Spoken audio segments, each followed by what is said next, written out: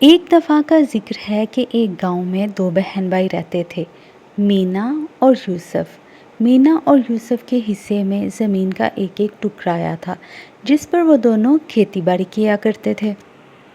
مینا کا باغ خوبصورت اور پھلدار تھا، جبکہ یوسف کی فصلیں ہر سال ناکام ہو جایا کرتی تھی۔ یوسف اکثر مینا کے پاس آیا کرتا تھا اور اپنی ناکامی کی شکایت کیا کرتا تھا۔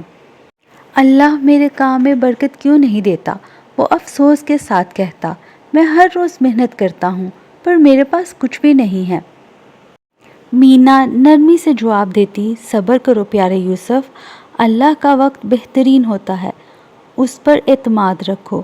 ایک دن یوسف جب اپنی ویران زمین کو جوت رہا تھا، اس نے گاؤں کے لوگوں کو شیخ ابراہیم کے بارے میں بات کرتے سنا، جو اپنی بصیرت کے لیے جانے جاتے تھے۔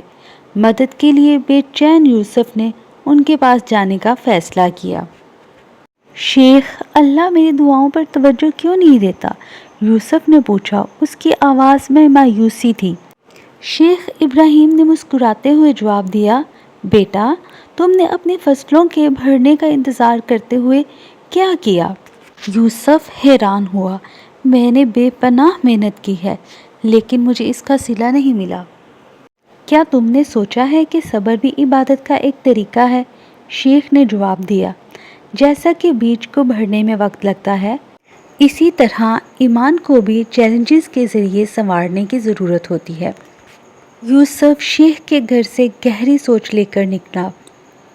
متاثر ہو کر اس نے ایسی صورتحال کا نیا رخ اختیار کرنے کا فیصلہ کیا۔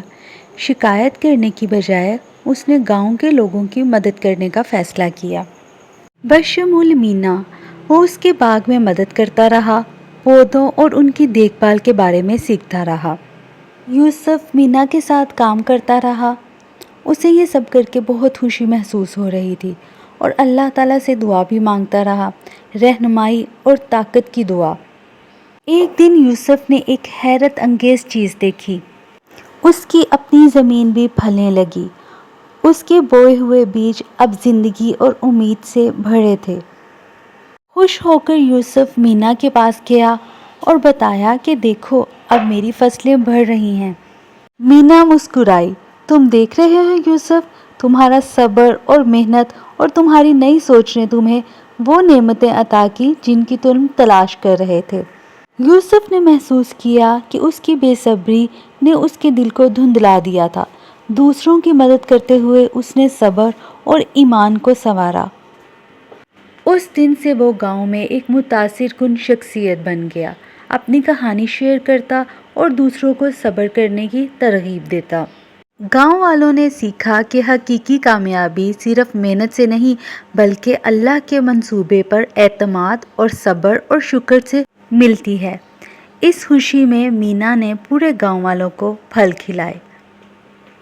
اللہ نے اس کے بھائی کی محنت کا صلہ اسے دے دیا تھا۔